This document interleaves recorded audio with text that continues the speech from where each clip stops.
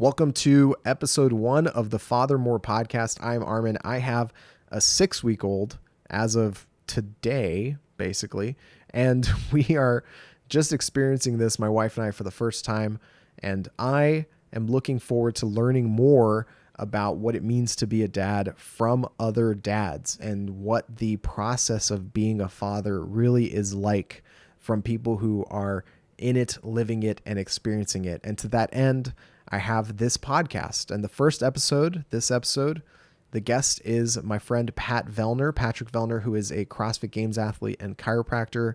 And as a professional athlete, has been very successful, placing on the podium at the CrossFit Games several times, including a second place finish at the 2021 CrossFit Games this past summer with a newborn. He and his wife just welcomed their first child into the earth in June, not too long before the CrossFit Games took place at the end of July.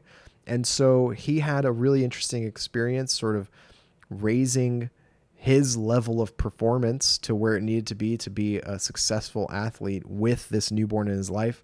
And we had a fantastic conversation about finding ourselves as fathers, the relationship we're building with our sons, the relationship we're continuing to build and foster with our partners, our wives, how important those things are, how we're sort of prioritizing the philosophies that we have around being parents, whether we'll have more kids in the future, and the different types of decision making that go into making that decision itself, and sort of dealing with the various external ideas or suggestions that people around us may have, whether it's our friends or our parents or, just complete strangers, and how we're sort of dealing with, especially in his role as a professional athlete, as someone who has a significant social media presence, having a little bit of privacy and intimacy around his life, his private life with his wife and his son. In fact, they didn't even announce that they were pregnant or had a child until about a week after their son Owen was born. So there's a lot in this conversation. It is one of my favorite interviews I've ever done. We go back and forth. He asks me some questions. I asked him some questions. Overall, I think there's a lot of really, really fantastic things in there, and I think you're going to very much enjoy it. Be sure to find the Fathermore Podcast on all your favorite podcast platforms, including YouTube. There's going to be a video version of this podcast and clips from it as well. And you can follow the Fathermore Podcast on Instagram at FathermorePod, FatherMorepod. Thanks so much, folks. Enjoy, and I'll see you very soon. Take care. All right, you were talking about how baby has no routine. Yeah, because since he was born, we were like 4 weeks pre-games, maybe 4 or 5 weeks. And Michelle's parents were here helping out, so it was nice. Like we had an extra set or two of hands on deck to sort of help out. So I was kind of like not super involved in the day-to-days on that. We just had extra people like to walk the dog and change the diapers and do all the little things. So then it was like, since then he's basically had a chaotic existence, like as chaotic as ours has been, right? That we traveled to the US and came back for the games, and then immediately after that we had a friend visiting for a little bit. Then we drove to Alberta and back to visit my family and go to a wedding, which is like, a 12 to 14 hour drive. We had to drive through the forest fires to get home, so it was like an extra bunch of time because we got detoured. And so he just like hasn't had normal baby life where it's like, you get down for your nap at like in the morning and 1 in the afternoon and whatever. And so since we've been home now kind of 5 days, we've tried to make a little more concerted effort to do little things like that, and it actually makes quite a big difference. Like, he's generally a little bit of a happier baby. He's got a little more positive affect when he's well rested and when he's eaten, like all of us, right? So you can control his happiness a little bit better by just like giving him a little bit of structure, like any bit of structure.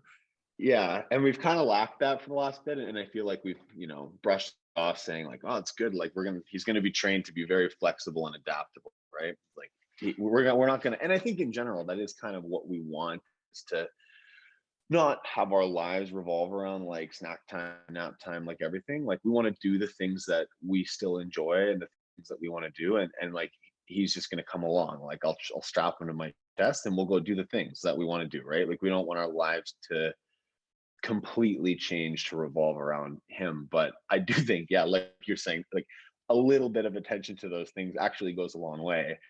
And so because the last 5 weeks has been or like 4 weeks has been a bit chaotic and a bit about like our needs and the things that we're doing and organizing stuff for our wedding and whatever, um just this last like less than a week of just paying a little bit more attention to that stuff, it's actually remarkable the amount of things you can get done and how much I appreciate the like 2 hour window when he's just having a nap and I'm like I've got both my hands free and I'm like holy shit, like I can get so much done in this two Yeah. hours like you can really sink your teeth into things, whereas before we were just we were kind of handing them back and forth and somebody had to be holding him because otherwise he'd fuss. And so a little bit of a learning curve. And like I said, I think in general our goal is to make sure that he is quite flexible and you can sort of put him down at any time or pass him off or put him to sleep if he needs to, and you can continue or just take him wherever you want.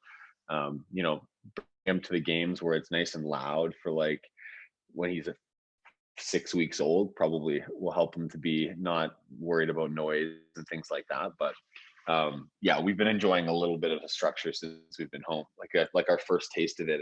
He's almost 11 weeks old now, and it's kind of like the first taste of routine that we've had in that 11 weeks. I love you just touched on like a dozen different things that I wanted to ask you about because Cool, let's dig into it.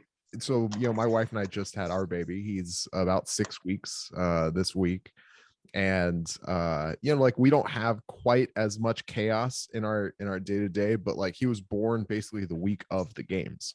So I tried to work that entire week with like a 3-day-old or a 4-day-old in our house and trying to kind of doing like a couple hours at a time watching the games and doing commentary and stuff and then going back and forth and helping my wife. And we're also kind of trying to build a little bit more of like a resilience into him so like he can just be a little more flexible for when we like to travel, we like to go places, we like to do things, we want to bring him along with us so that he also experiences those things.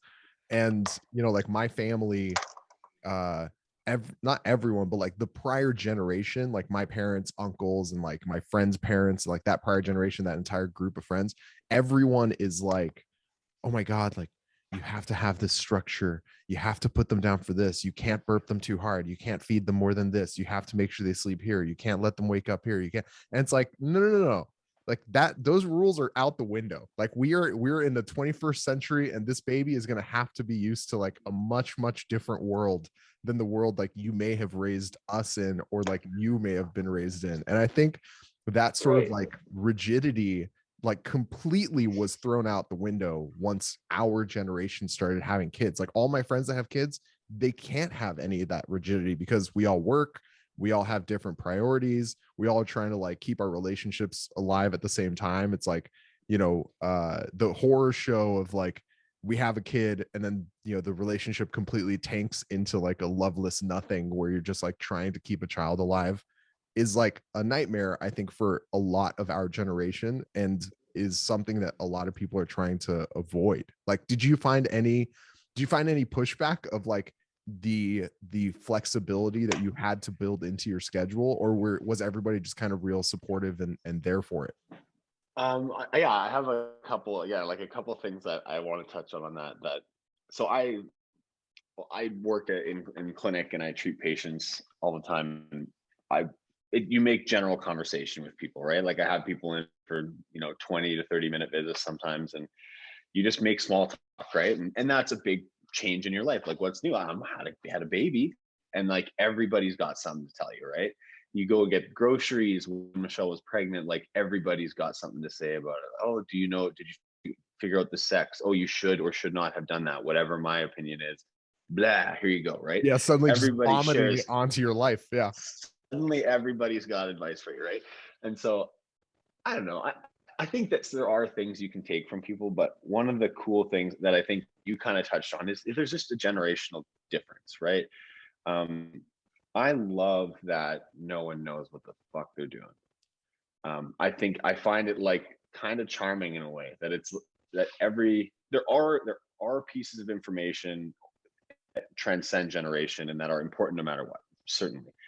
But I think that there is a certain thing that needs to be appreciated, that like either your social and cultural reality changes every generation. So like the things that were true raising me are not going to be true raising Owen. The things that were true when my dad was a kid, when my grandpa was a kid, like it's just different every time. And even between those generations, like the gap between, you know, my dad and I are 30 years apart. Like that, if you were born right in the middle there, 15 years, completely different. Like the context that you're raised in is changing. The world is changing, and so you can't not change with it.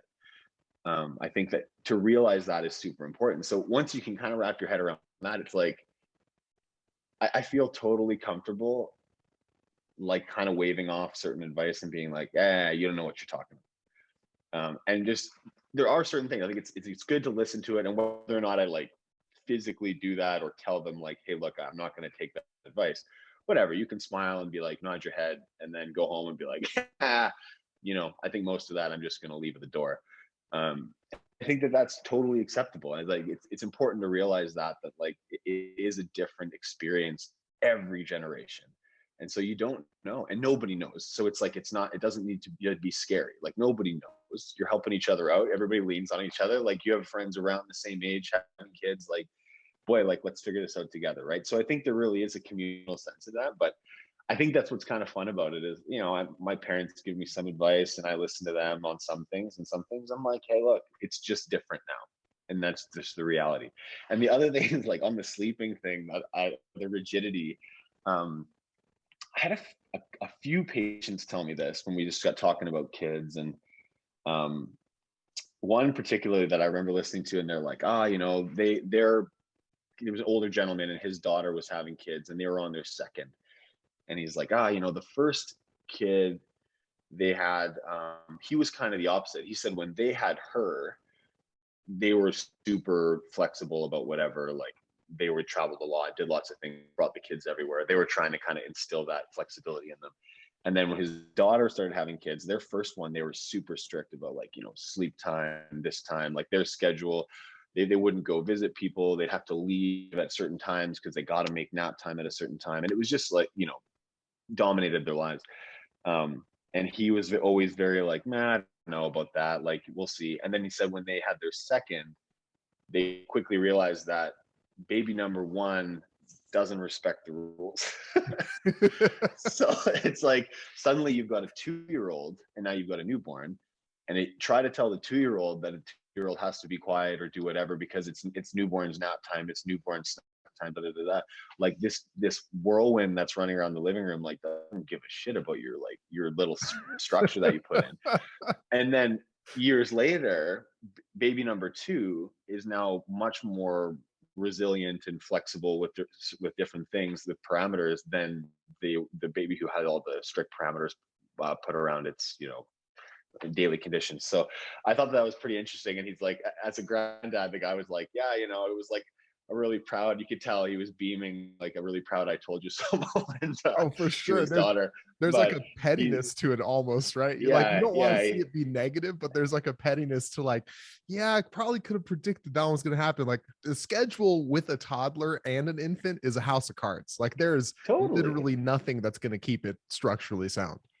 Totally. And that's the thing. Like, I don't know. My younger brother now, he just had a newborn and his partner has a 2-year-old. So they're living the like chaos. And we went home to visit and saw them a little bit. And it was like, yeah, I can tell that's going to be exhausting. Right. So I can totally see this guy's point of being like, good luck with that one. If you're going to try to maintain that, it's going to take even more energy than it did to try to do it with the one, because you to try to quell this other demon in the house. And it's just, yeah, anyway, I thought that was kind of a reasonable point. And I thought, that's, you know, if you're planning on having multiple kids, it might be very difficult to try to structure things in that way. And, you know, because you might be fighting a losing battle. And I think then if you get really frustrated, it doesn't help anything, right? If you're like chippy with each other, with you and your partner, and then you start to get like snippy with your 2-year-old, like they don't know, like it doesn't help, I'm sure, right? So Yeah. anyway, I thought that, yeah, those 2 points were very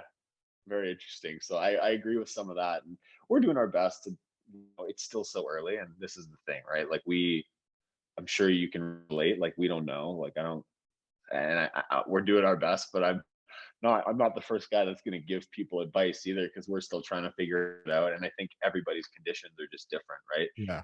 We're really lucky. Michelle has time that she can take on mat leave.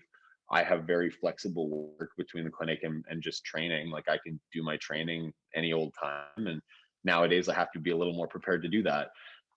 So it just, we're very fortunate. And I think our experience is maybe going to be different than a lot of people, but yeah, it makes you, yeah, you definitely, I have a different respect for families when I see them tugging 3 kids through the airport and stuff like that now. Yeah, Because it's I definitely, witnessed that. I witnessed that firsthand. Like my older brother, I have 2 older brothers. They both have kids. And my middle brother, he has 3 kids, and the 7-year-old, a 5-year-old, and a 4-year-old. So they knocked them out like back to back to back. And so, back when they weren't 7, 5, and 4, and it was like 3 kids under 4, or like a 3-year-old and a newborn and like a 1-year-old, right? Like back when that was the case, I witnessed firsthand all of the structure that they had put in place for their firstborn thrown out the window to just survive. yeah, And that makes total sense. I was like, you have to do whatever you can do at this point. You're outnumbered, you're outgunned, you're outmanned. Like there's nothing to do but to like hunker down and try and survive the storm for the next few years until they can kind of take care of themselves briefly. totally. Or kind of to take care of each other. Like you can get the older one to start to kind of understand how they can help. But oh man, yeah, like that's a traveling circus, right? Like you got to be, and I think that's part of it. Is even when we were traveling with the baby to the games and back, we had some really tight connections, and it was just, traveling through COVID, it was just a bit of chaos already. um and I was very stressed, and I feel like looking at it in hindsight too, I'm like, it doesn't help anything. Michelle was happy to remind me of that, but we're just kind of like, if you have 3 kids now and you're doing that thing through, like you've just got to be like water. Like you just got to let things flow right off of you, and just, it's cool. Like nothing's a big deal, because as soon as like the energy gets amped up and like everybody gets fired up, like, oh boy, I can only imagine, right? Yeah. And I know that's something that like an area for personal growth where I've got to be much better at, because I could see it happening in the future, and I don't want that to be the case, right? Yeah. I tell my wife, so she has a sister who has a toddler, like a 3-year-old. He just turned 3. And they've come and visited a couple times this past year. They came while she was pregnant, and then they came again like a couple weeks ago, when we had like a 1-month-old basically. And the difference between dealing with a pregnant wife and then dealing with a toddler, or dealing with a 1-month-old and dealing with a toddler, is like night and day. And I kept telling them, I was like, listen, I get frustrated dealing with a toddler, not because like there's anything wrong with him, but because I haven't had the 2 or 3 years of training that the toddler would have given me, right? Like by the time my son becomes a toddler, I've had 2 to 3 years of like learning his language, trying to deal with him, Yeah. setting some sort of foundation with him, like developing my own patience in having to have a conversation with a toddler. Whereas like, I'm overwhelmed. Like I can deal with my son, I can deal with my relationship with my son, because I understand what his needs are, and I understand how to take care of him. I understand what my role is in a general sense in his life at this point. But like once I'm dealing with a toddler, that 2-year gap of like the progressive overload of training, of dealing with a human being growing into that, is too much. It's like stepping into, like a 100-meter dash against Usain Bolt. Like there's no way I'm gonna fucking win. There's no way, because I can't deal with a 3-year-old in any long-term period of time, because I haven't learned how to do that. And I think that's like a really interesting like built-in thing. Like you adapt and get used to children so quickly, but it happens at the time marks that it happens with the kid. Like imagine adopting like a 3-year-old, like a new toddler out of nowhere would be almost impossible to deal with. And at least for me, I don't know. Like, I just feel like that idea of having patience, it's like built into the system. Like you learn it along with them as they grow up. Yeah, I think that's a good point. And I haven't really thought much about that. And I think probably, in that, if you adopted a 2 or 3 year old situation, I know people who have the patience and the ability that it would be fine. And I'm Saints, not that guy. saints in your life. Yeah. Right? Like, I think that my strengths lie in other places. And so I think that that's a cool point, that you're like, yeah, it is kind of built into the system, where just by virtue of getting to that stage, you've been through the training process to get there. And yeah, I think that that's the thing, right? It's job site skills. Like, you learn it as you go.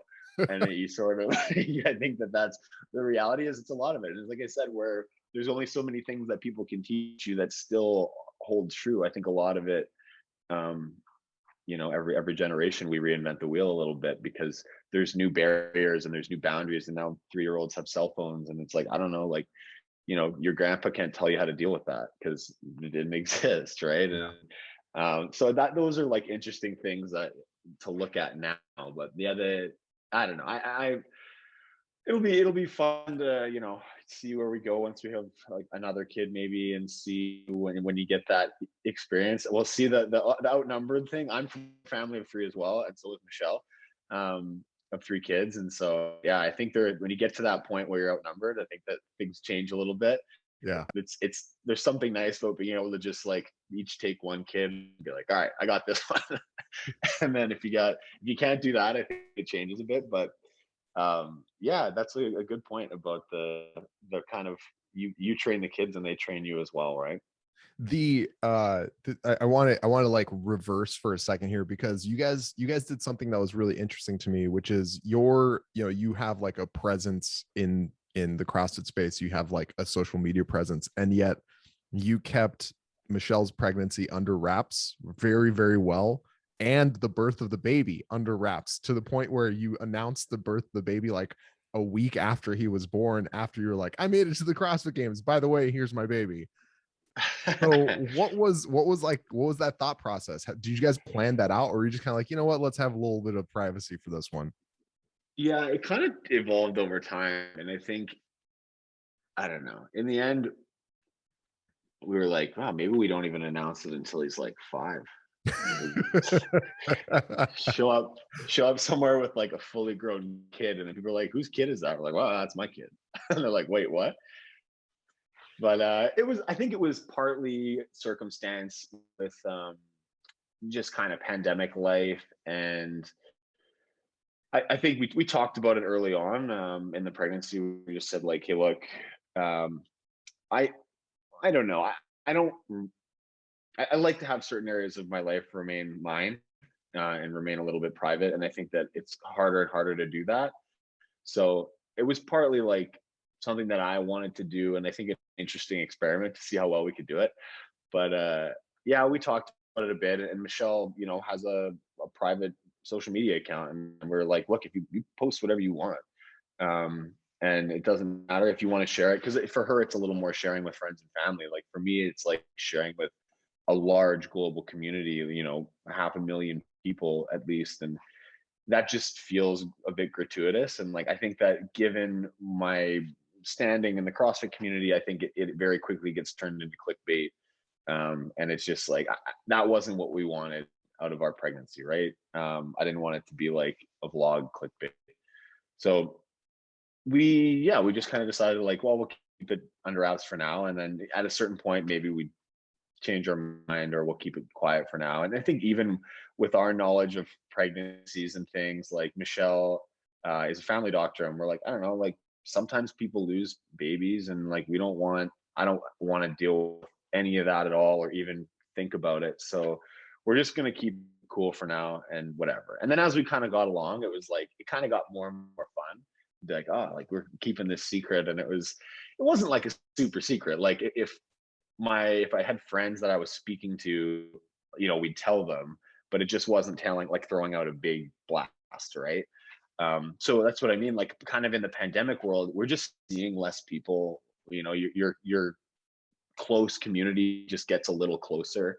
So yeah, there was like less people that we see, and because we live on an island far away from both of our families and kind of friends we grew up with, you're just not seeing those groups as much. So we went and told Michelle's family in person kind of in, I want to say like October, November probably.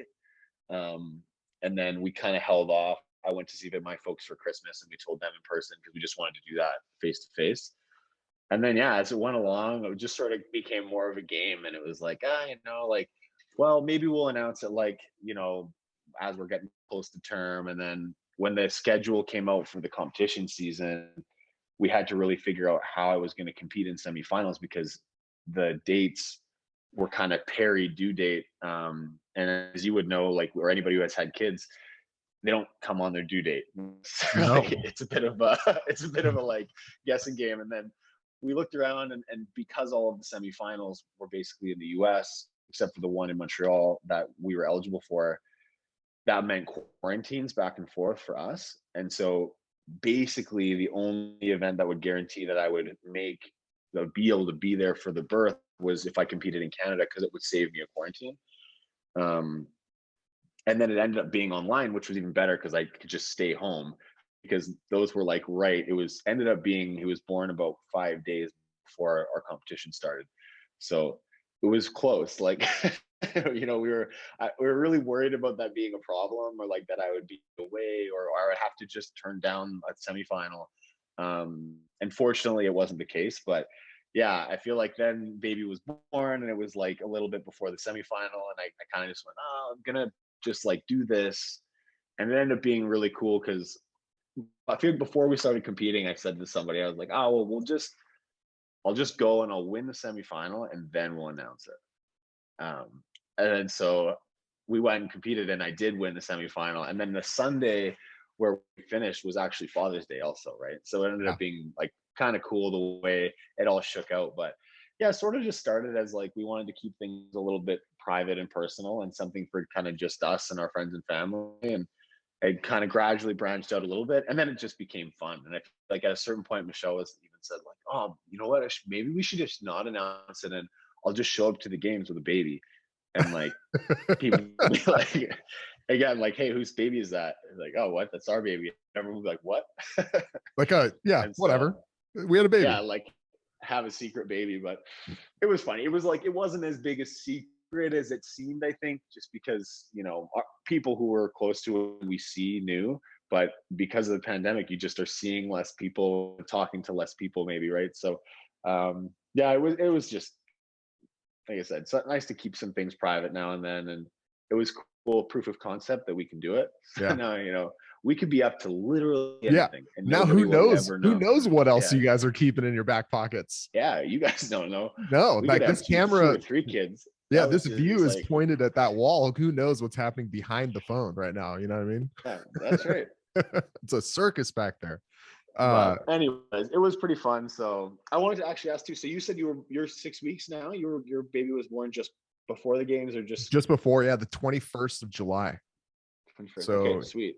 Yeah, we're right at the 6-week mark this week, I want to say. Yeah. Starting to look at you, and yeah, he's like smiling, and like you're smiling for things other than farts. You know what I mean? He's like, social smiling. Like he'll look at Katie, and he'll be really excited. He'll look at me, and he'll have like a little bit of excitement. He hasn't quite laughed yet, but I'm sure that's coming soon. We've been saying that he kind of giggles, but he's not. Again, I'm not convinced it's like social giggling. Sometimes he's really smiley, but we might have to wait a little while for that. What's your son's name? His name is Levon. We actually haven't told anybody yet. Like, not like told anybody. Sorry. But like, no, you're good. It doesn't matter. It's fine. It's not like a big secret. Other than it's like our situation. Yeah, it's like your situation. So yeah, his name is Levon. We're trying not to like do a ton of social media around him outside of like friends and family. Like Katie's social media account has like a friends and family thing on it, that she actually curates, whereas like mine is like whoever fucking joins. So like she posts like photos of him and puts stuff in her story and stuff, and whenever I post it, usually we try and not to like put out his like his face or name or anything like that, but it's not for any like particular reason other than like, hey, this is kind of fun. This is kind of fun to. Yeah, I think it's okay to be private about stuff like that, right? Yeah. It's like that's It's cool. like I'm glad. it's a little bit of like a game or whatever, right? It's a little bit of like, let's see if we can do this. And a part of it's also like exactly what you said, which is there's things that are worth keeping to yourself. You know, there's things that are worth keeping in your back pocket to just kind of like limit its exposure for the value that it has. Like, I was telling a friend of mine, like I have a few friends that all had babies around the same time as we did. So That's awesome. we have a couple of one of my oldest friends had a baby in April, and then another one of my friends had a baby in May. We had another couple friends that had a baby in June, and then we had our baby in July. So it's like we have a bunch of friends that all had babies around the same time. And I was telling them that we were going to like the grocery store, and I had my son in like his little like caddy, his little like baby seat caddy, and we were like walking him around the store, and I noticed somebody looking at him, and I was like, no, and I just like covered him with his swaddle, like covered it up with his swaddle.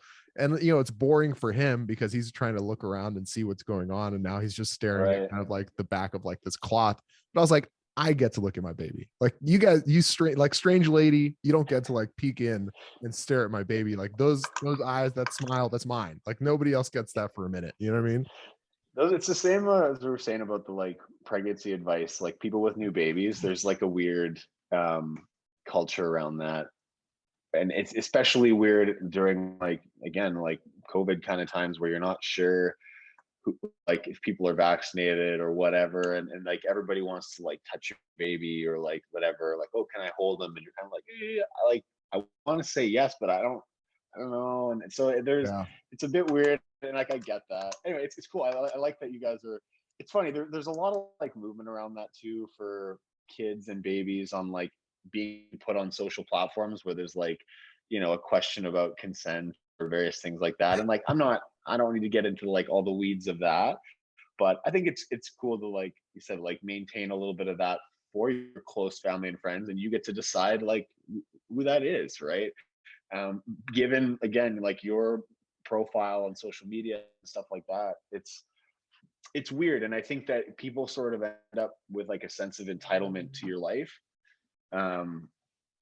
So I think that it's nice to be able to say like, hey, like, no, like this is mine over here, and like you get to have all this other stuff, and this is like more than enough.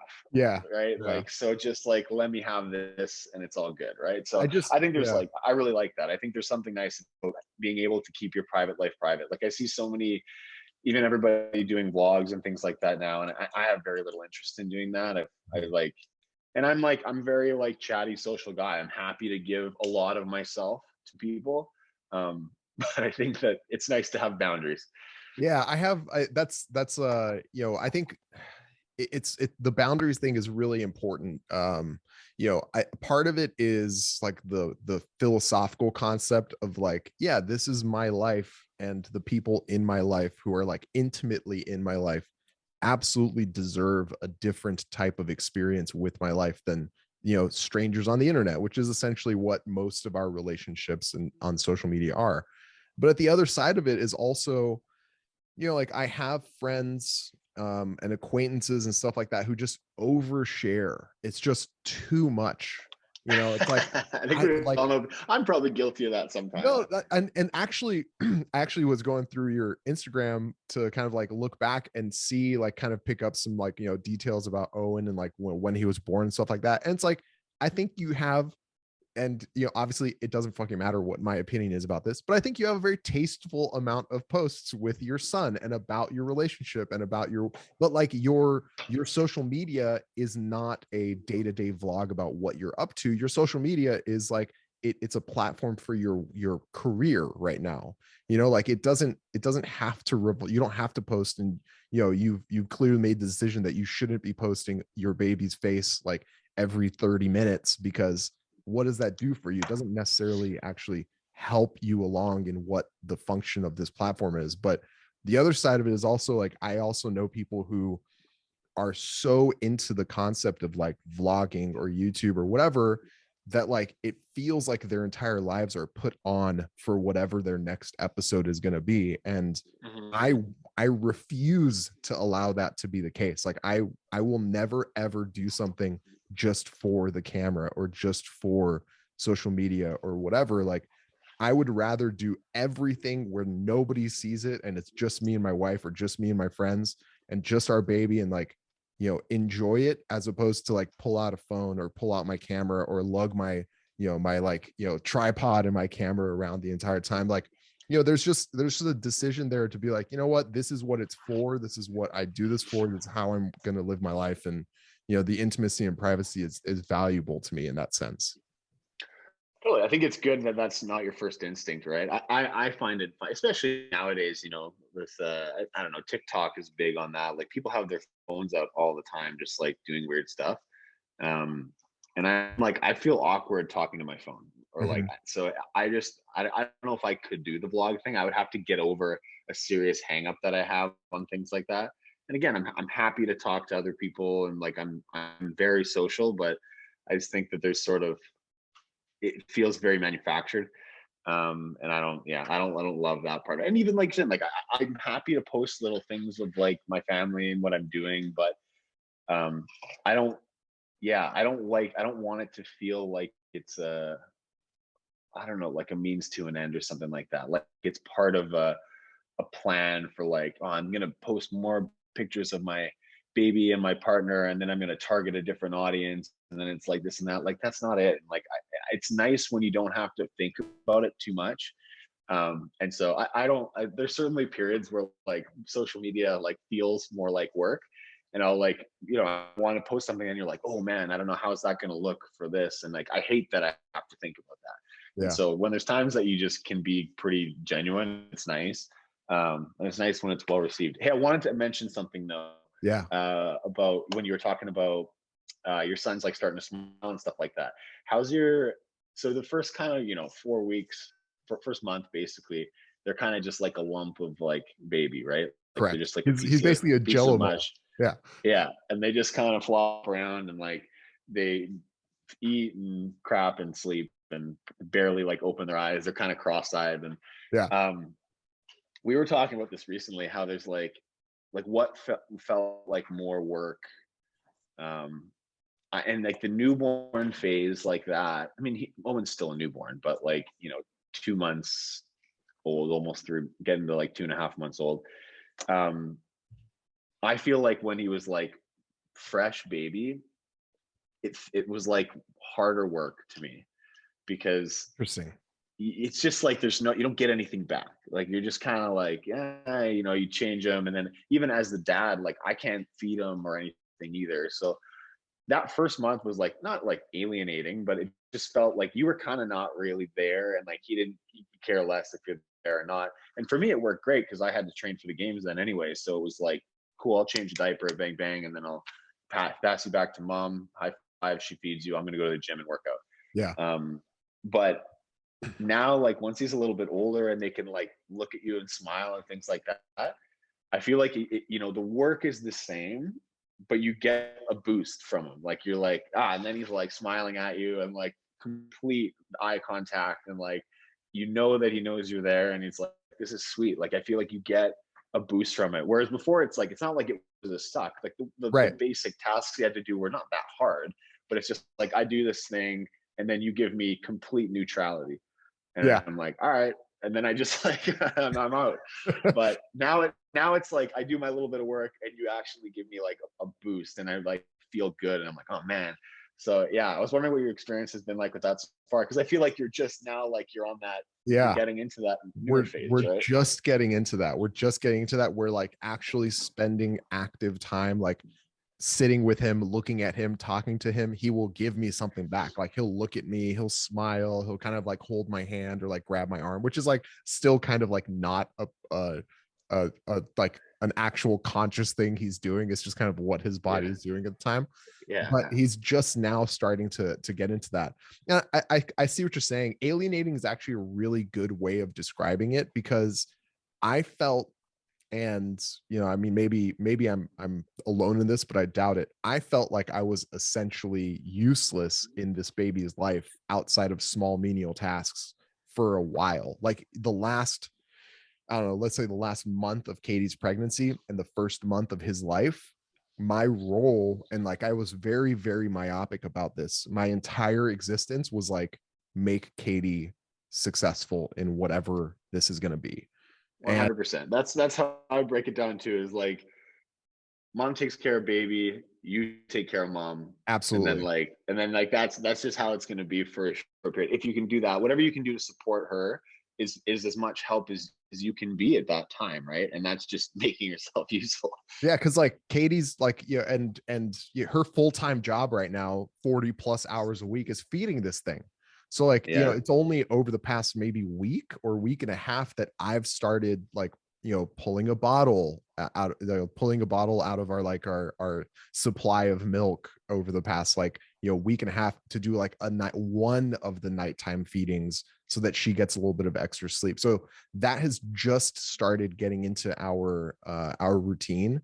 And that's been nice. That's been like some way I can connect with him and have a little bit more interaction with him. But at the end of the day, like, I very much, and still I still am very much focused on like, how do I make her life more successful in, because it's also a little bit alienating for her, because she feels isolated. She's like sitting in our room, she's like in her little glider chair attached to our son for hours at a time, multiple times a day, feeding him. And it's like she's on her phone, or she's watching something on TV, or she's listening to music, or she's talking to him, but she's not interacting with a ton of people. So it's like, if Yeah. I can keep her engaged or fed or like, hydrated, and sort of take some of that stress off of her, like what's going on in the house, what's going on with this, what's going on with that.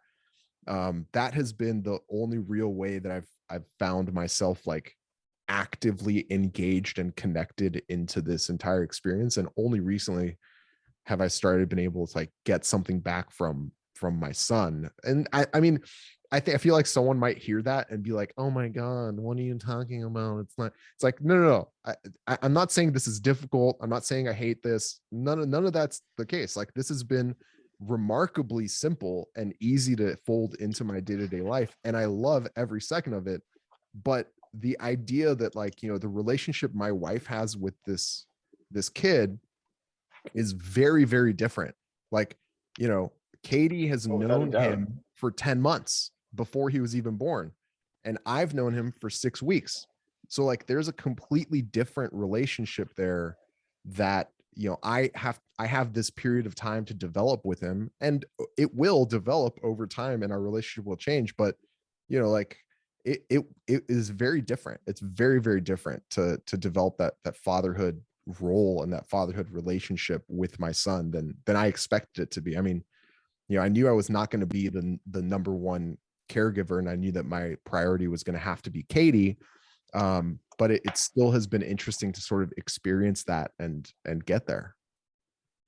Yeah, right. I feel like that's, I agree with you. And I think that there's, to some degree, I don't know if this is a Hollywood thing, but I think that there's like this expectation that baby's going to be born and you're going to be like, oh my God, I feel like so, like your connection is like immediate and perfect, right? Yeah. And I don't know if that's, like I said, I don't think that's necessarily the case for dad. And I think that there goes through things like, I think that everybody goes through periods where, I mean, probably moms go through lots of periods where there's like postpartum depressions and things like that, where things are different. And that's what, like, for your role to be supportive of mom and be like, hey, look, do whatever you can to help her feel supported, even if it's not like a physical task, but just Right. the asking or the whatever, to make sure that they feel like, hey, it's not isolating, right? Because I think Yeah. that you kind of nailed it on that one, that I think that there is a lot of that, or people come through that period where suddenly they're done that period of like just mom and baby, and now it's time to like reintegrate again into like your normal life, and it's challenging. And then you start being like, holy crap, I don't know if I can do that, or if I can let my baby go into be with other people. And there's a lot of challenges that come from that. And I don't know the first thing about it. Like, I'm not a mom, right? I think that's a uniquely maternal experience. So I think the best thing you can do is like talk to your partner about it, right? And try to stay on top of, like, if there are little things you can do. Like, we have chats, maybe once a week about like, hey, like, is anything been bothering you this week, or like little things that we can maybe change or do better as a team. Because it's like, sometimes even if it's something dumb, like you feel like you're getting repeatedly dumped on like one task, and it's like, oh, I feel like we could share the load here a little better. Great. Like, that's the first pathway to like making the team work better, is just to like talk about where you feel like the inequities are. But it's hard because your roles are just different. And it's like, I think it's totally different. It's totally different. And I think that's, it kind of highlights, I'm curious what your experience was here. So were you there when Owen was born? Was I what? Sorry? Were you present at Owen's birth? Were you able to be there? Yeah, okay. I was. And did you guys do hospital, home? What did you guys do? No, we did it at the hospital here. So it was good. They have a pretty good maternity ward at the hospital. It was long. I think we were total like 28 hours or something like that. So we were, it was a long birthing experience. It was good, like no serious complications. So we were actually pretty good. It was a pretty nice birthing experience overall, I'd say. Outcomes were all great, I think is how we're looking at it. Outcomes were all great. Mom was good, baby was good. No big issues. There were a couple bumps along the way, but it's you have to. We definitely, I think we have a very mechanistic view of that whole thing, given that that's what Michelle does for work, and she does a lot of labor and delivery. I think that to us, it was maybe less about the birthing experience than it is to some people, and it was more about accomplishing the goal. And that's what we did. So I think maybe it was like less magical than some people picture it, but that's what we do, and that's what Michelle does. And she delivers babies, and she wanted it done by the people that she knew there, and an experienced team that she trusted. So it was perfect. Like, I think we have no complaints. Yeah. So Katie also works in she works in the medical field. She's a nurse, and she spent the last year and change working before we moved to California. She spent the last like year and change working in an MFM, a maternal fetal medicine clinic. So she had a ton of exposure while she was pregnant to like maternal fetal medicine. The issue with that for her, and like I think for anybody who's like pregnant in that situation, is that usually MFMs are like brought in for like high risk pregnancies, or when something is going like awry. And so she was like constantly around like these scenarios, worst case scenario, that weren't really that great. Exactly. And so sometimes it was okay, and sometimes it wasn't, and sometimes that was really hard to deal with. And so her original birth plan, which I was 100% supportive of, was like, we're doing it at home. We're bringing midwives in. We're going to be in our own space. We're going to be very comfortable. We're going to try and do this our way. And that was kind of thrown out the window because, our son took his time. Like he waited until like we hit the due date thing is so much garbage, by the way. Like, I just felt like from the start, the due date thing was just completely like the doctors winged it. They were just like, here's the date. July 10th. They're pretty good at it. So my brother's kid was born about a month ago now, and they were born bang on their due date. And like Owen was born one day early. Dude, like they're pretty good. So now here's the flip side of that. 41 plus 4. So we waited a full like week and a half. 41 plus 4. We were waited a full week and a half after the due date. And was he large gestational age? Like, was he like big in the end? Okay. No, he was born 7 pounds 9 ounces. So he was, which makes me think that like the entire like due date was like off by a week. Like it just none of it makes any sense to me. But either way, our plan was to do it at home, and we like waited week 4. We hit due date and like nothing. Waited a week, nothing. Waited another couple days, and was like, you know what? Like we're really pushing against this like 42-week mark that we don't want to wait past. So we went in for an induction, and outcomes were great. Everything was cool. And you know, the experience of like being there and seeing Katie go through, you know, labor, various interventions, but everything positive, everything okay, Totally. and finally giving birth. And I was like, this is the most impressive thing I've ever seen anybody go through. Like, this is crazy. I haven't seen this type of like this type of like, you know, it's kind of fucked up to call it like a performance, but like athletically, you know, like physicality in terms of being able to, like, you know, she pushed for like 2.5 hours. Like, she was like going for it. Um, and so I was very impressed. And so for her, she almost hits like this finish line, baby comes out, and she gets to like hold the baby skin to skin. And you know, she has like this immediate, like, you know, level up, like exponential level up of her relationship with this like being that she's gotten to know inside of her for the past 10 months. Whereas like for me, I witnessed this thing as like a third party. Like, she goes through it. She does this thing that to me is like incredibly impressive, nearly impossible. Can't imagine how she does it. Baby comes out and I'm like, what is that thing? Like, this is crazy. Like, we didn't know the sex of the baby. So like the baby comes Oh, out and I cool. was like, oh, it's a boy. Like, we had a boy. Oh my God. Like, another boy in our family. This is incredible. Like, I have 2 older brothers. Between the 2 of them, they have 6 kids or 5 kids, and 4 of them are boys. So it's like we added another boy to my parents' grandkids. And you know, he's like purple and like not quite, like he takes him like 30 seconds to, like, you know, get his breath and start, like, you know, yelling or screaming for the first time or whatever. And I was like, what is going on? Like, I didn't have that. I thought it was going to be like a, oh my God, like my baby the first time, like this is incredible. And it has taken this period of time to like get to know him and, like, you know, interact with him and sort of like care for him and care for Katie before that relationship started like solidifying. And I can see it continuing to solidify even further and further and grow in the future. But like, it's different. Yeah, that was my whole point. My whole point was like, it's so different for the father versus the mother. Totally. I would say when Owen was born, first of all, how heart stopping is the moment where like he's out, but he doesn't like scream yet, and you're It's like, dude, terrifying. dude, And dude.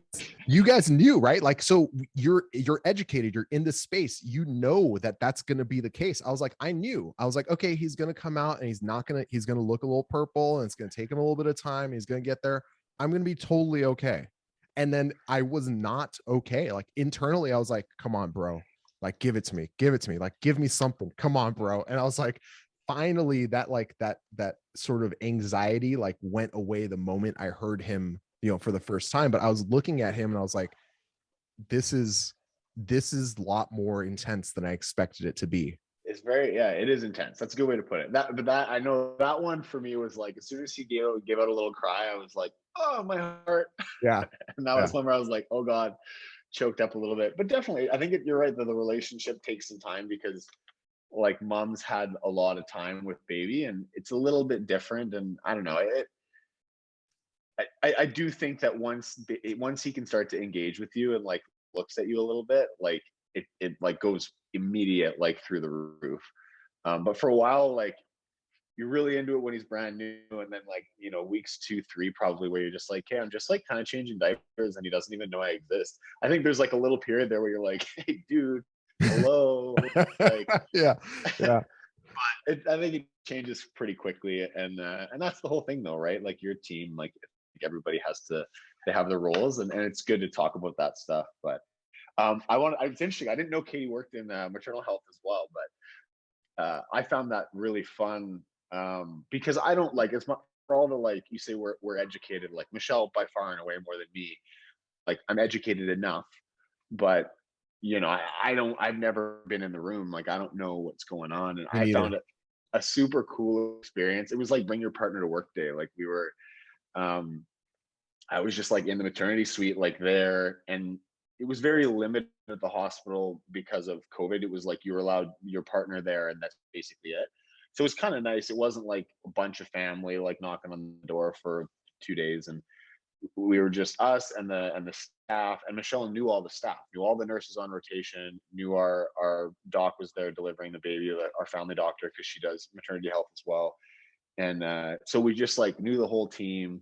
Michelle's like high-fiving everybody on the way in and out of the room, like nurse rotation changes, like, oh, what's up? Like brand new set of nurses that she all knows. And so it was cool to like know the whole team, and she just knew the whole dance, like every step of the way, like she knew what was coming next. And, it was cool. Like it was just like an air traffic controller, and I was just kind of like getting out of the way. I was like, Yeah. stand wherever I'm allowed to stand. I'm going to take part as much as you guys let me take part. And then like, if you need me to get out of the way, you just push me out of the way. Like I'm totally cool with that. Yeah. So it was a really cool experience. And we were kind of the same, like minimal interventions, but a couple times where things went like, hey, look, you might want to get out of the way. And I'm like, Yeah. all right, cool. I'm going to get out of the way. And, but it was really fun to be involved in it. And I thought the same thing. I thought it was like, I agree with you. I hesitate to say it was like really cool.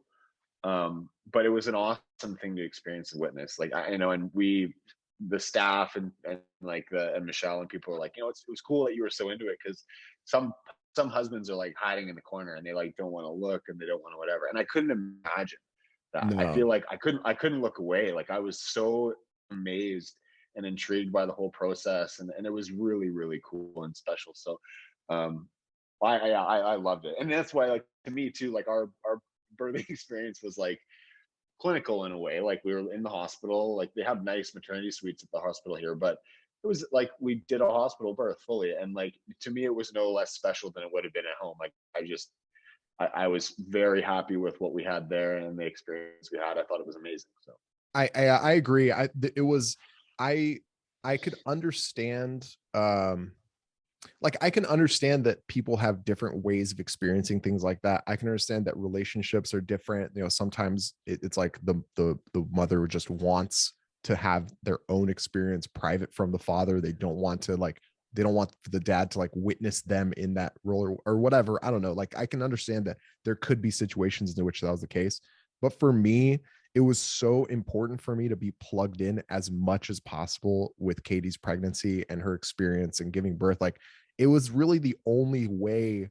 If I wasn't actively trying to be plugged in, there was no way I was going to be able to connect with her through that experience. I feel like it was really important for me to be able to successfully be like a good partner through that experience. And so even up through like labor and delivery, I felt like I was glued to like her side. I was just there the entire time. I was trying to absorb as much of as possible, remember the order of how things went, and remember what interventions and why and what was causing different people to have different, like, oh, we should do this or we shouldn't do this, or I tried to be as like plugged in as possible. And I think we were very lucky. The midwives that we had picked to be our to be our team, and they were going to be our home delivery. We picked them because they also had hospital privileges at like a really good hospital here in LA. And so when the call was made, like, hey, you know what, we're going to be doing an induction, we just transferred our team, like same midwives, same doula, same everything. It just happened to take place in a hospital, like a very nice, comfortable, maternity suite, and like nice windows, good views. It was great. And so, it wasn't what we originally pictured, but having our same team there and having that same experience of them being able to say, hey, you know what, here's what to expect, here's the order of operations, for me especially, because Katie already knew all this stuff, because she like trained as a nurse, so she did an L&D rotation. She wanted to be an L&D over like in her career down the line, so she's like been focused on doing that. She did like a year in the ER, a year as maternal fetal medicine. So like she knows that that's what she wants to do. So she was already plugged in with like generally how things were going to go. Whereas for me, I was like reading the book for the first time. It's like, oh my God, what happens when we get to the end? So it's very, very interesting for me to have that. And there was comfort in knowing I'm plugged in, I'm there to be able to support, even if it's like an ounce of support. I know that I could provide that. And it made me feel better. It made her feel better. And I think it made me actually feel a lot more connected to the outcome in the process. So I'm pumped about that. yeah, Being the case. that's awesome. I will say too, I relate to you talking about Katie having like a different level of concern based on her experience in the field. We talked a bit about that as well, and I think that Michelle was very tapped into like all the potential things that can go right or wrong, right? And I think there's, in some senses, a lot of ignorance and blissful ignorance when you're like, hey, I don't even know what could happen. So you just sort of walk through and it's fine. And I think that, anytime there's a bump in the night, if you know what complications look like and what high risk pregnancies can look like, and it can give you a maybe a baseline level of anxiety that's a little higher than the average population. Yeah. So we had like some times where it's like, oh, I don't know how this is going to be, and and you just sort of like, I know Michelle has occasionally will have a sleepless night where she like gets thought in her head and sort of spirals on it for an evening and ends up like Googling a million different things, or like gets on her, up to date and stuff, and to trying to set her mind at ease. So I think that we dealt with a little bit of that, like same as you, because it's different. I think when you've been up close and you've seen how things go wrong, and again, I think that contributed a lot to like our decisions on what we did for our birthing experience, right? But I don't think, it's good. It was fun. It was, like I said, it was fun to be like a fly on the wall in the room there and be like, watch everybody do their thing. And I was just kind of like, ooh, this is fun. Did you cut the cord too? I did. Nice, I cut the cord, and let's see. I cut the cord, and I helped weigh him as well. I was like, anything I can get my hands on, like literally let me just get my hands on anything you can let me. And they're like, oh, sometimes dads get a little bit, I was like, no, I'm there. Like, I was there. This might be even like TMI, but like I was there for his circumcision. I was there for all, like, I was like, hey, can I come back here? And the OB that we just met like 2 weeks before he was born was like, he's kind of like this hard ass. He's like giving birth to like 40,000 baby. Like he's like, 70 years old. He's like this hard ass, like, you don't fucking matter. Like, you're the dad. I don't care about you. All I'm here for is like your wife and the baby. And so I was like, can I be there for you, like circumcising him? And he was like, yeah, come back here. Like, sometimes dads are a little queasy, so deal with it. And I was like, I that doesn't bother me. I want to be here for the baby. Like, I just want to be plugged in as much as possible in as many of these experiences as I can. Yeah, that's good. Good for you. Can I come back later? You doing any other babies later? Yeah, exactly. Delivering any other babies? It's like, God, go home. Yeah, exactly. Dude, so we've been talking for a while. I know I don't want to take you away from like what your schedule's like. I have a couple of like quick questions, and I'm curious if you can run through. I mean, I don't have like, it's not like 1,000 questions. It's like 3 of them basically. I also have 2 for you. So, oh, snap. Okay, so maybe we'll go back and forth. All right. So sure. The first one is a real easy one. How'd you pick your name? Ooh. It's funny, we had consensus on a girl's name long before a boy's name. Did you guys know, by the way? We did, yeah. Okay. We did. Funny story, actually. We found up we decided to learn the sex. Michelle was away working a rotation on the mainland when we had the ultrasound for that. And basically, like, she was going to get the sex in an envelope, and then when she came home, we were going to open it together. And when the tech put the probe on her, like the ultrasound on her, it was like full frontal, like dick shot, like right away. And again, like, Michelle works in that field, so she knows exactly what to look for. Yeah. She's like, they basically like stabbed it on and then pulled it off really quick, and she's like, ooh. And they like looked at each other and like, yeah, it's a boy. So anyway, so then they FaceTimed me into the appointment and just like showed me, and it was good. So yeah, we found out ahead of time. We kind of just like went back and forth on boys' names for a long time. We made some lists, we scratched things off. We just kind of, initially our plan, because we want to teach them French and English, we were wanting to kind of use a name that worked well in English and in French, which was, again, easier for girls' names, we found, than for boys' names. And we just kind of, there's no real underlying meaning there. We just ended up finding a name that we liked, that was like a little less common, but wasn't like way out there with the crazy spelling and the like naming your kid like Sunflower or something like that. And, but like, anyway, so we just like, we didn't want to go like crazy spelling. I don't want my kid to have to explain how to spell his name for the rest of his life. Yeah. Or deal with someone mispronouncing it for the rest of their life. And then we kind of just, tried to find something that was like maybe looking for a revitalization, a name that like we want to bring back on the up and up. So That's good. yeah, That's nothing, strong. Yeah. no real cool story on it, but it took us a long time. I feel like we didn't settle on a name until like a week before, maybe. Oh, you have no idea. So we didn't know whether we were having a boy or girl, and we had a girl name like at the end of the first trimester. We basically had like three girls' names like locked in. And I was like, you know what? I have a feeling it's gonna be a girl. So I'm not even gonna talk about boys' names. And Katie had like a boy's name that she really loved. And I was like, I don't really like that. I don't know if I'm going to go with that. That doesn't feel good to me. But either way, I'm pretty confident it's going to be a girl. So we've got our girls' names. I'm not going to think about it. Baby's born. Baby's a boy. I was like, oh shit! Like we are absolutely Pivot. unprepared, unprepared for a boy's name. We decided his name in the hospital because we needed to in order to leave. Like before we could leave the hospital, we had to like do the social security and like birth certificate the stuff. birth certificate stuff. So we had Yeah. to write his name down. So we like had like a powwow and came up with his name. So she wanted to use Leo as like his name. She was like very much into Leo throughout the pregnancy. And I was like, yeah, it's okay. It's not my favorite, but the Armenian version of Leo is Levon. So that we decided to do the Armenian version. So there's like a little bit of there's a little flavor bit of in there. Yeah, a little bit of flavor in there, a little cultural flavor in there. Like we shorten it. Yeah. See, we thought about. I like stuff like that. We just don't have any culture. We're both like gingers, so we don't have any. We don't have any cool culture to like fall back on, right? Owen's a great cool, ginger though. name, by the way. It's a fantastic name for a ginger. Thanks.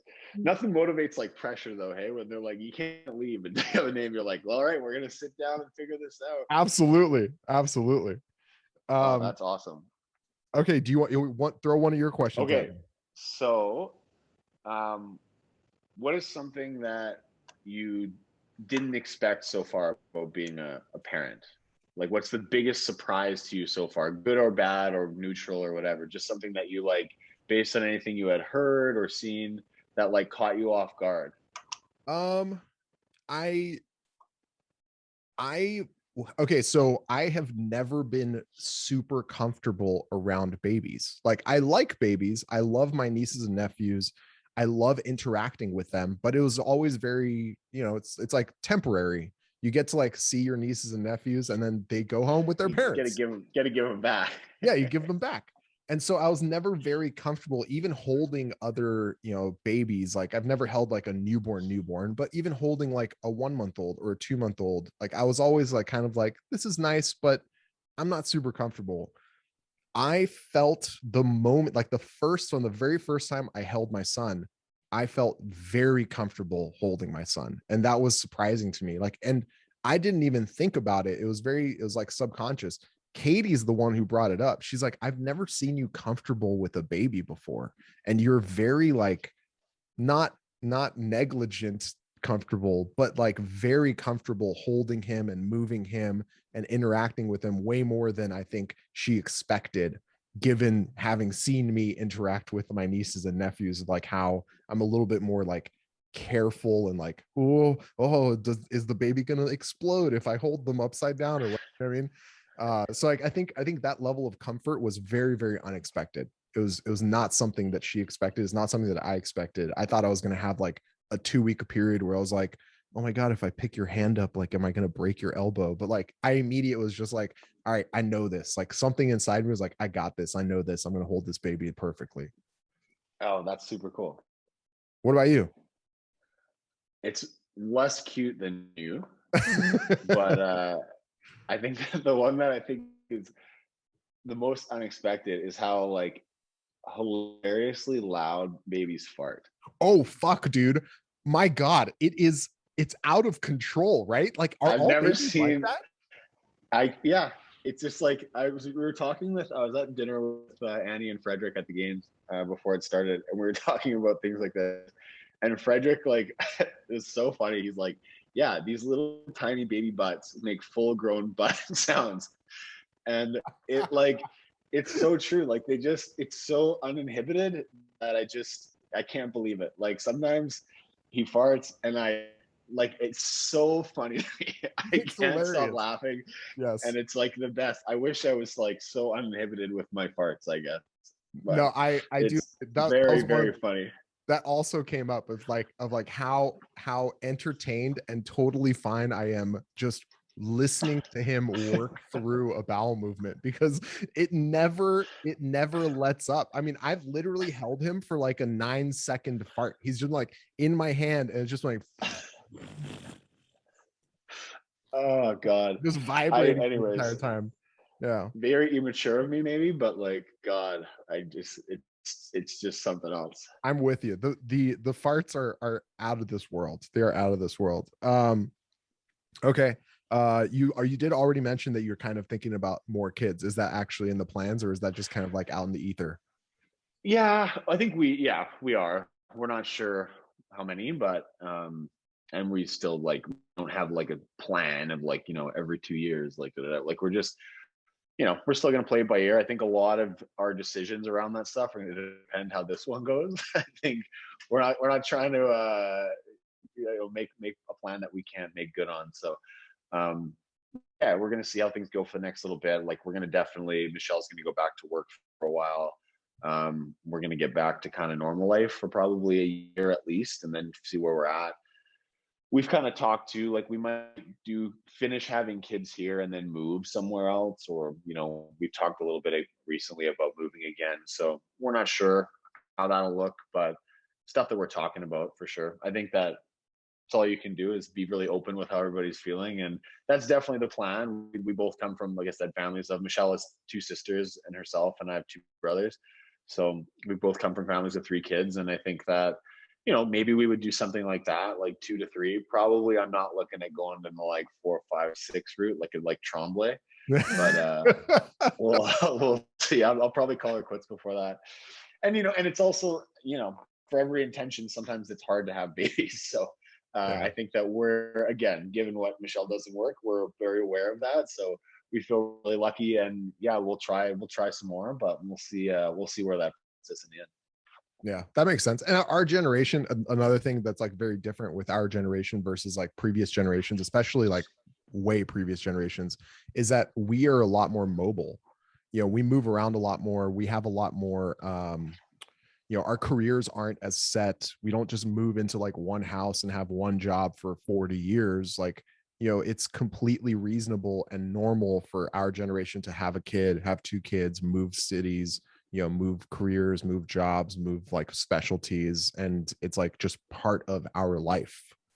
So that Yeah, makes for sense. sure. So we'll see. I mean, right where we're at right now, we don't have any family on the island, so I think that is tough. It's kind of nice to have that guaranteed, sure thing babysitter when your grandparents are around and stuff. So we we might end up trying to get closer to one of our families to just make life a little easier, like as you start to have more kids. But we'll see. For now, we're still enjoying our island adventure, and then we'll see where we end up.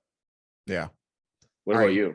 Five, We're 5, 6, 7. yeah, full baseball team. So we're gonna have 11. No, God, can you imagine? oh my god, dude, I don't know, I would love to have more kids. We had a difficult time getting pregnant and having our son. It just took a long time. It took a lot longer than we expected. We were actually like in the process of like we had seen a couple different fertility doctors, and were a day away, like literally a day away from beginning the process for like harvesting some of Katie's eggs and like starting the IVF process when we found out she was pregnant. So Oh, that's awesome. we were very, very much like, it's important to us to have kids. We want to have kids. We want to have at least one kid, hopefully multiples. And we were very aggressively pursuing like every option we could. And then we just happened to find out that we were pregnant, and that this one stuck, which was fantastic.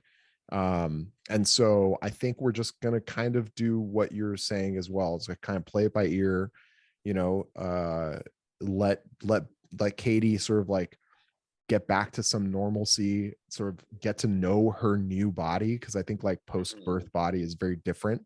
and get to know sort of like how she functions and get back to some sort of normalcy in our lives, and then just play it by ear and hope that we can make another kid happen sometime in the next couple of years, hopefully.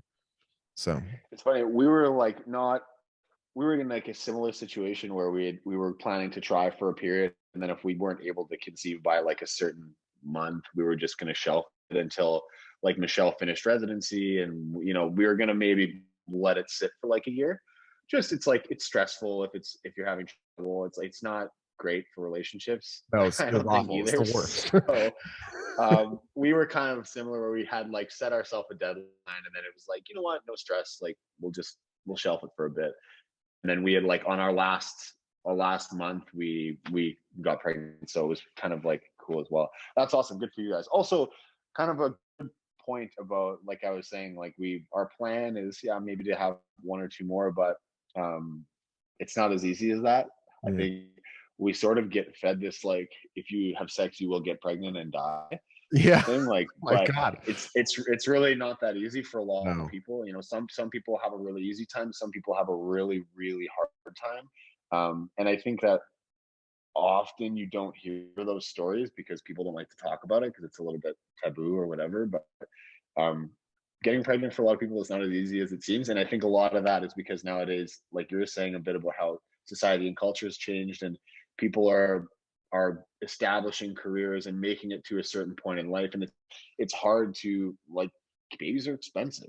Like it's hard to get to a point where you feel like, all right, I can support a family, until maybe 5 or 10 years later in your life than it used to be.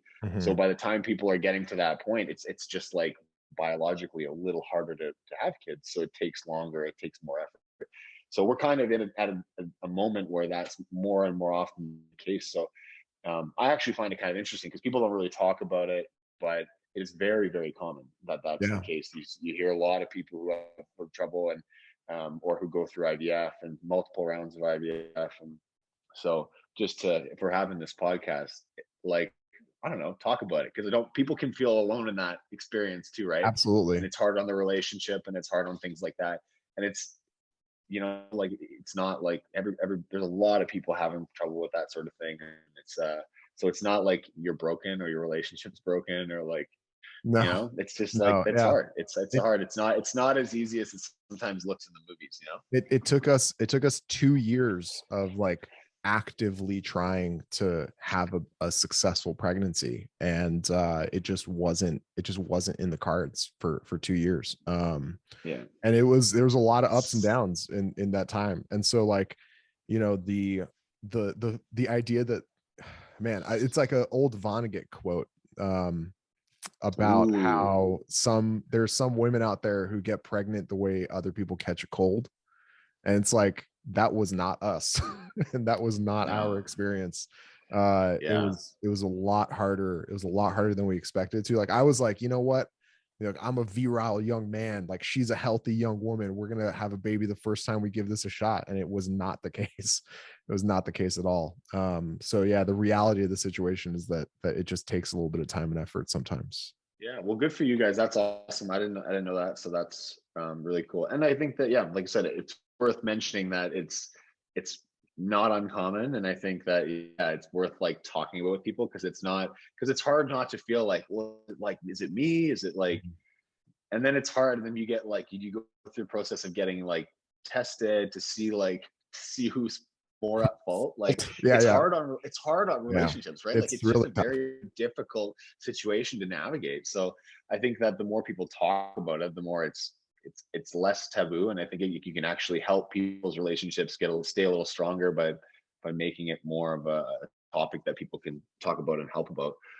Because, yeah, shared experience is important, right? And not Yeah. like, people just knowing that, yeah, like, takes 2 years sometimes, but then it happened, right? And so people don't despair. So I think that's actually really important. So good for you guys. That's way to stick to it. Yeah, thanks, man. We're pumped. I mean, we like, once Katie's wanted to have kids for a very long time. I was like lukewarm about it when we first met, and then as I was lukewarm about a lot of things. I was like, I'm never getting married, never having kids. Like, I'm gonna be the best uncle ever, and I'm just gonna be like the solo bachelor uncle. And it's like, I met Katie, and I was like, you know what? I could marry her. This could be super cool. Like, I really love her. Like, this is great. Like, the marriage could be a lot of fun. And then we got married, and I was like, okay, like maybe I could think about having some kids. Like, kids could be fun. And so like I was very lukewarm, like getting hotter about it over time. And eventually it was like very, very much into the idea of like having kids. And so it took me a minute to get there. But once we were both in the same place in terms of we want to have kids, it was like, let's do it. Like we're going to do everything we can to make it happen. And when we finally had like a long, successful pregnancy with like positive outcome and like, our baby's here, it's been incredible. It's been like super, super Awesome. dope. Yeah. Cool. Okay, so I think it's my turn again. Yeah.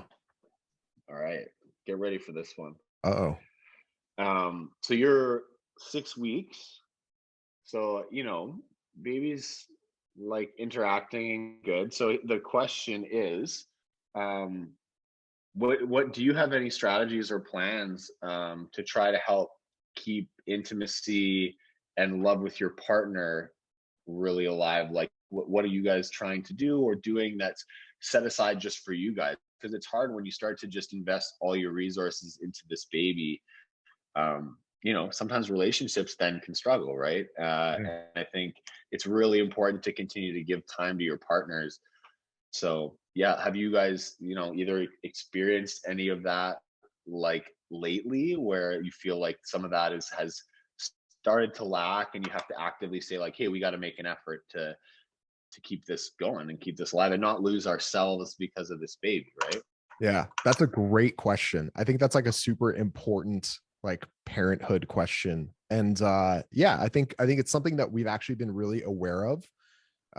Even before we were pregnant, when we were talking about what it would be like to have kids and what it would be like to be parents, one of the things that we very clearly agreed on was like the one, if not the best, one of the best things that we can do for our child or children is to show them a committed, loving, intimate, happy relationship between their parents.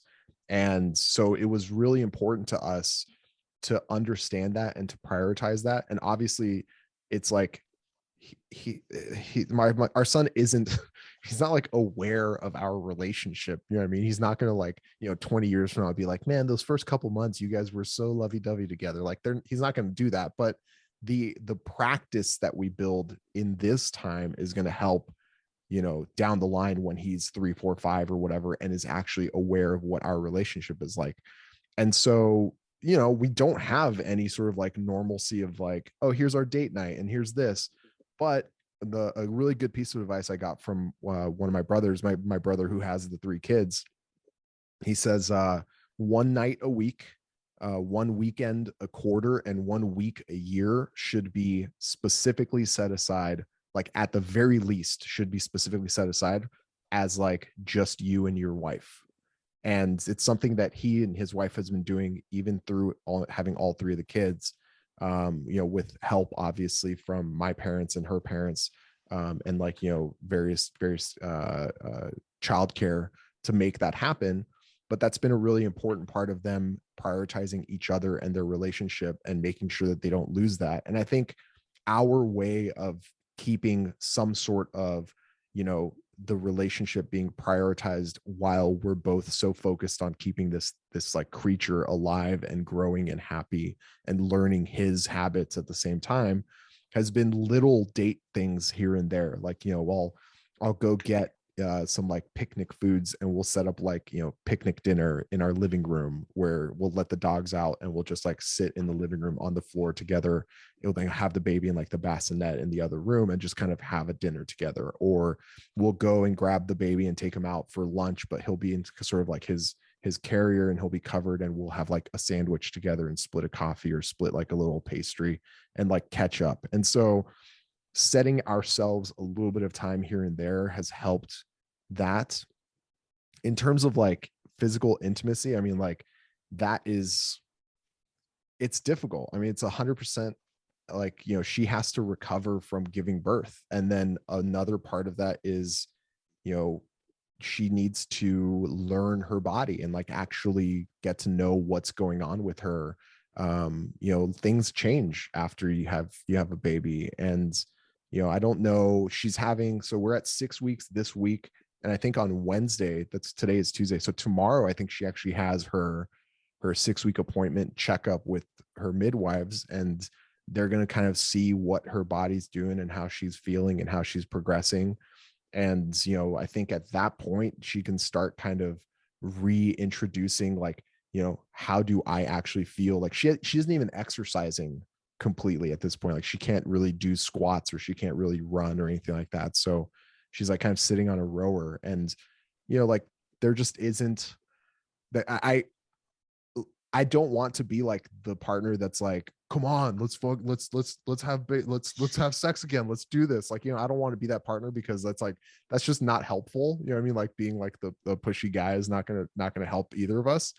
So like, I have to have a little bit of patience and be like, okay, like how can I help this process? I'm just learning how to help this process with the baby, and I'm learning how to help this process with her having some sort of like physical practice and sort of consistency in our, like, movement and walks and nutrition and stuff like that. But how do I help this process? And I don't even know if I have a role in helping that process. I think a lot of that just is being available, comfortable, a good partner, supportive, and just around for, however I can help. And what about you guys? Yeah, I think it's interesting. Like a couple good points you raised. Like for one thing, the like the time is obviously important. Like we try to do little things, go for walks, do whatever, and like yeah, it's great. Um, but I think that yeah, like the intimacy is challenging. Like physical intimacy is something that's like she's their body's completely changed, right? And I think that that's a lot of your identity, right? I think that like your identity's been shaken big time, and now you're wrestling like what it's like to be a mom and whatever. So yeah, like support and time and that kind of stuff is super important. I actually think as well it's like really important around, I think particularly like where you are in time wise, like make a concerted effort to like try to make her feel sexy and like feel good, because I think that that's a challenge that a lot of women have. And again, I've never been a woman postpartum, so but I think that and I don't think that I do an amazing job at it either, and I think that's something that I'm trying to be better at, to be like, okay, like how do I make this feel better and like help like kind of come back to an identity of like of her, not like pre-pregnancy, but just like her uniquely her, like as a Mhm. woman, her, not like as a mother necessarily, not as whatever, but like that's what's kind of important, is like that was your relationship before the baby. And I think it's important to maintain a lot of that, is like what are we together, like what are whatever. So yeah, like trying to find ways to even if it's like little things you used to do as like little dates or activities pre-baby, like doing those things still that remind you of like, this is still us and the way we are, right? But I think that it's important to make a concerted effort of that kind of stuff. And you're right, you can't be pushy in any kind of way. But I think that regardless of like sexual intimacy, like being able to make them feel good in their bodies and that kind of thing is really, really important, because I think that that's like the ultimate vulnerability. Mhm. And like you're saying, like, at 6 weeks, like, yeah, like I mean, at 6 weeks, Michelle wasn't doing any kind of exercise yet. So like good on Katie. Like we've just kind of now, I think Michelle started going back to the gym this week, the last kind of like 5 days, maybe. She's gone in a couple times. Like we were doing some running, like a couple weeks ago, but it's hard, and it's hard to get that confidence back, right? So little things that are going to help kind of bring back confidence in just her identity, like who she is and who she like I don't even want to say who she was, because like who she is, Who she is, but like exactly. Exactly. just like who she is, um without the baby still, because I think that occupies a lot of space in their minds, and as it should. But being able to like not detach from it, but just exist outside of that as well, because you are still a person, and you still have your own needs and things that you that you want and whatever, right? So it's I think that that's just an important thing to think about. and I think just if you're kind of keeping it in your mind a little bit periodically, like it, it should help to shape your behaviors in the right direction. Yeah. Um, I but do. I like that a lot. I actually really like that idea of like, your role to kind of help support it a little bit is to almost be like, hey man, not like man, but like, hey man, like a reminder, like I still find you super sexy. You're still yeah, incredible. You're my wife. Like I love being married to you. And it has nothing to do with whatever you might be feeling or experiencing physically at this point. Like that type of like attraction and love is not contingent on anything, especially on this. And I think like a little bit, it's an intimacy isn't just sexuality, right? Like there's a lot of physical intimacy that we've totally. reintroduced into our relationship that just wasn't possible when she was super pregnant and had to pee every like 20 minutes. You know what I mean? Like we can cuddle on the couch and like watch TV, or we can, she can fall asleep in my arms for the first time in like 6 months, which is beautiful. I was telling her last night, I was like, I really just enjoy being able to hold you again, because she was sleeping with this fucking maternity pillow for the past like 5 months. That was like this moat between, it was like a barrier between us Yeah, for Michelle was months. like like pillow fortress, like she Yeah, was like stacked in, fortress. And right? I was like, I Yeah, can't wait for this thing to get out of my bed so I can actually like hold my wife when she falls asleep totally. again, And that's the and thing, right? Like love her body still, right? Like that, like I agree. Like I think the contingent thing is a big piece of it. It's like being able to just show in any way that like things haven't changed, right? And so I think that being able to provide soft reminders of that on a regular basis, I think, uh, at least in my mind, I think is a good way to help that process a little bit, and help them reconnect with themselves a little bit, because I think it's just, yeah, it's like a huge identity crisis likely. yeah, And I can't pretend to understand it from that side, but I think that, that's a piece of that I think you hear a little bit from time to time, that like, after kids, like relationships or certain things, they stop being serviced in the way that they should be, and it becomes all about the kids or things like that, and it just making a concerted effort to have that not be the case. Like, don't yeah, make it all about the baby, and like, service your relationship in ways that it should, right? Whatever that is for you guys, it's different for everybody's relationship, but um, those are things that, again, I could definitely do better at myself. So it's yeah. not like I'm in my ivory tower being like, you should do this. Like, No, no, I yeah. And certainly could do it better, but it's something that I try to keep in mind. yeah, I dig that. And my go-to, a lot of times, the easiest thing for me is to just literally cat call my own wife. So like as she's like walking by, I'm just like, and she like laughs it off, but I think it helps. I really do think it helps a little bit, because she's like, oh, you were doing that shit even before, like you were cat calling me like even before I had See, this that's the baby. thing. So I think just even like I said, like for your relationship, like it's little nods to like things aren't different.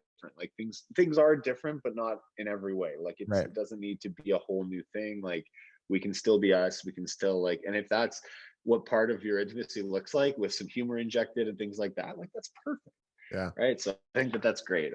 Yeah, that kind of stuff is perfect. Anyway, I think that's an important one I for dig that. people, I'm for the glad that you brought that listeners. up. I actually didn't have that on my list of questions, and I'm going to start adding that to my list of questions because that's really strong. My Perfect. last question has to do with whether you had a philosophy of how to be a father and how to raise a son, and if you did, if that's changed or if it's being developed. I don't know. I don't think I've had like a very, very strong sense one way or another. I think you sometimes hear about people who like very adamantly want to raise their kids. I feel like it's polar opposites, either exactly like they were raised or like exactly the opposite to how they were raised based on what their experience was like with their family. But um, like I had a very positive familial experience. So did Michelle. I think that we've got a lot of things that we want to try to like values that we want to instill in them, but um, in general, I think that exposure is like the best thing you can do to a kid. Like, I think we just want to expose them to as many different types of scenarios and different types of people and different situations as we possibly can. Um, and then I think that, yeah, like it makes you check your own behavior maybe a little bit, because I think that um, them seeing the way you behave in groups or the way you interact with people. I think kids pick up on that stuff more than maybe people realize. So yeah, I think that trying to be a positive example is really like all we can be. And I think that we thus far in our lives have worked very hard. And so I think if we continue to do that and then do the things that we've done to get us where we are in life, we shouldn't have any trouble. But I think our general philosophy is like lots of exposure. I don't want to make decisions for my kids, but I want them to be equipped with all the information that they need to make the right decisions for them, right? And just be, I don't know, as open as you can to whatever decisions people make. Again, understanding that social situations change and culture changes, and by the time my kid's 20 and telling me about certain things, like I may not know the first thing about it if I haven't really kept up. So, Right. I think that to a certain degree, I want to build a level of trust that like not only that they can trust us, but that I can trust them. And at the end of the day, like whatever decision they're going to make, I think will be whatever they need or they feel that they need at the time. And it's okay to make wrong decisions because that's how you learn. And I think that the lessons that stick with you the most are the one that the choices you made on your own, and like you learn from those things. So you can be told 10 different ways till Sunday, but like when you make a decision yourself and then you suffer some form of consequence, either positive or negative, I think that it's that much more reinforcing. So yeah, I don't know, I think just exposure and trust are kind of important to us, and then we'll see what happens from there. Yeah, it's funny you should mention that idea of like making this, like basically setting your son up to make decisions and learn from the consequences, positive or negative. My dad has this saying, and he has been saying it my entire life. And to this day, he can now just like start saying it, and it's like, okay, I get it, I completely get it. And it's this saying that is, I can show you that if I drop this glass, it's going to break. But until you drop the glass and it breaks, you're not going to understand what that means. Yeah. And so he's been saying that to me since I was a child, like since I was like 8, basically, like ever since I could understand the words, he's been saying that thing to me. So like nowadays, if I ask him about something, or it's like, hey, what would you do in this situation? Or like, hey, I'm dealing with this. What do you think I should do? He'll like pick up a glass and he'll like show me the glass. I'm like, okay, I get it. I completely get it. I'll figure it out. Like, I appreciate your input on this. Like, thanks for like your help, like the decision making process, but I get it. The decision is mine. I'll figure it out. Right. Like, yeah. So Yeah, I think I there's think that funny stuff we've there. like we do lots of like, I don't know, we're nerdy, like we'll read stuff and gather information. I think we like to be organized and make decisions with the best information possible. So like I like to think we're reasonably informed and whatever, but a lot of the reading that I've done on various different like parenting things and whatever, and in general what you kind of see when you look around is like, I think that it's important for kids to have some form of agency. And I think that's kind of, to me, the problem with like the helicopter parenting kind of generation is when you take that away, kids don't really learn anything. Or they're less, I don't know. It's just like things don't stick with them.